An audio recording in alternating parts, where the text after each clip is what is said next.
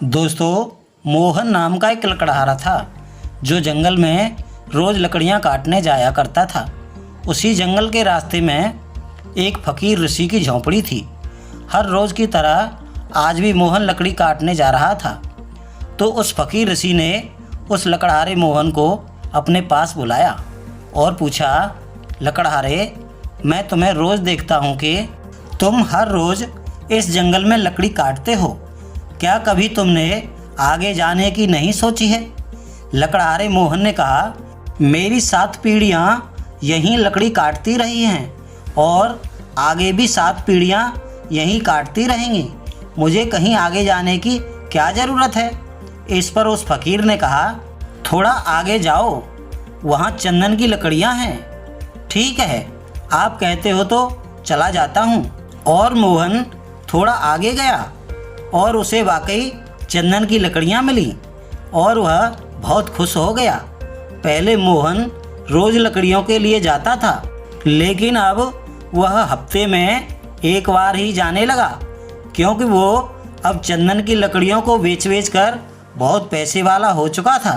कुछ समय बाद फ़कीर ऋषि ने फिर उसे रोका और उससे कहा, लकड़हारे, मैं कई दिनों से देख रहा हूँ कि तुम चंदन की लकड़ियाँ ला रहे हो और अब रोज़ भी नहीं आ रहे हो।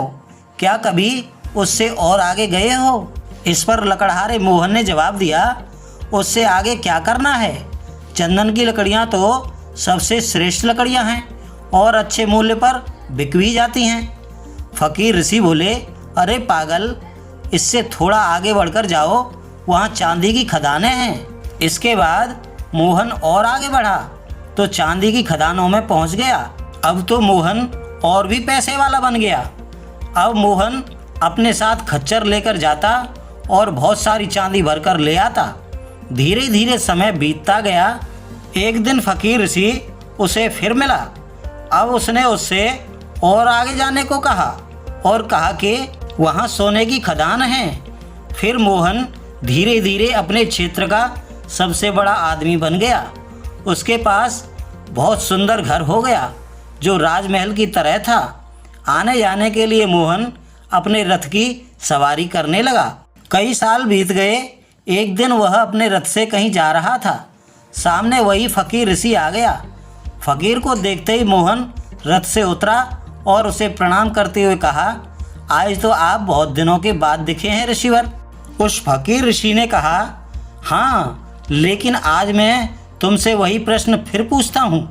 उस मोहन ने उस फ़कीर की बात को बीच में काटते हुए कहा, अब आप मुझसे यह नहीं कह सकते कि और आगे जाओ, क्योंकि मैं बहुत आगे चला गया हूँ।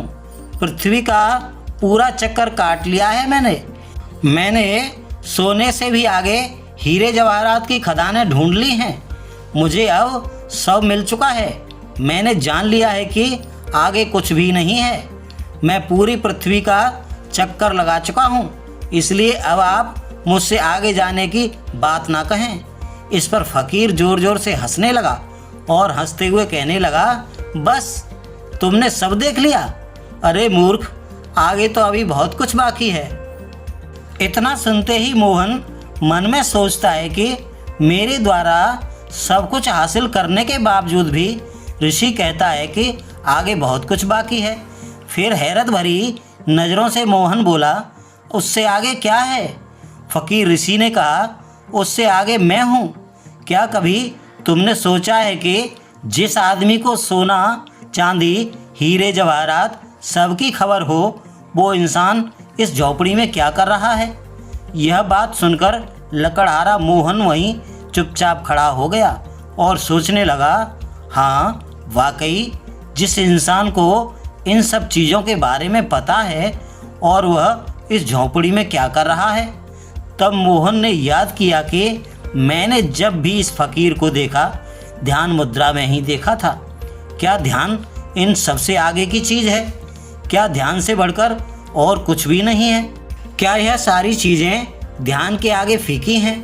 मोहन अब उस रथ से हमेशा के लिए उतर गया और फिर उसके बाद कभी उस रथ पर नहीं चढ़ा और फ़कीर ऋषि के चरणों में अपने आप को समर्पित कर सही मायने में जीवन की सार्थकता के लिए ज्ञान प्राप्त करने को मोहन ने फकीर को गुरु बना लिया।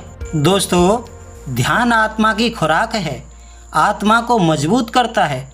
ध्यान एक ऐसी आदत है जो जीवन बदल सकती है और वह आदत है परमात्मा का ध्यान करने की आदत।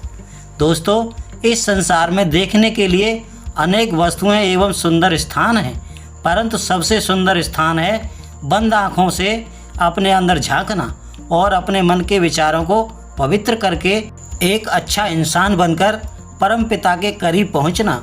दोस्तों, कहानी पसंद आई हो और लाइक ना की हो तो लाइक कर दीजिए। मिलते हैं अगली कहानी के साथ, तब तक के लिए आप सभी को प्यार भरा नमस्कार।